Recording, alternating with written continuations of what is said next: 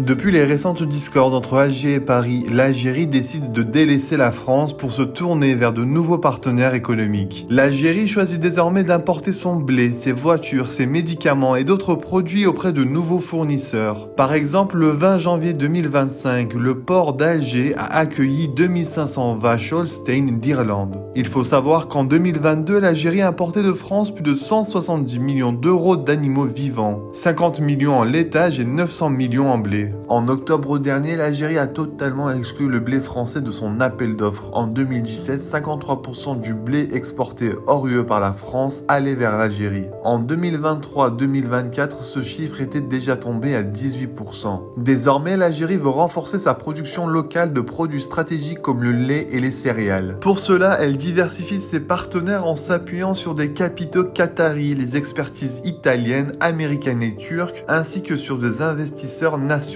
En automobile, l'Algérie a choisi de s'associer avec Fiat au détriment de Renault. L'usine Renault dans le sud-est d'Oran, construite depuis une dizaine d'années, reste fermée depuis 5 ans malgré la mise en conformité de l'usine avec les nouvelles normes algériennes. Dans le secteur de l'énergie, l'Algérie privilégie désormais les partenariats avec les Américains, Allemands et Italiens. Un protocole d'accord a été signé récemment entre Chevron et Sonatrach pour la production d'hydrocarbures en offshore. Les autorités algériennes assument pleinement leur stratégie de diversification économique. Le président Abdelmadjid Tebboune a salué l'Italie pour son approche, soulignant que ce pays ne mêlait pas politique et affaires. Cela rappelle indirectement qu'avec la France, la coopération économique est souvent marquée par les crises diplomatiques récurrentes entre les deux nations.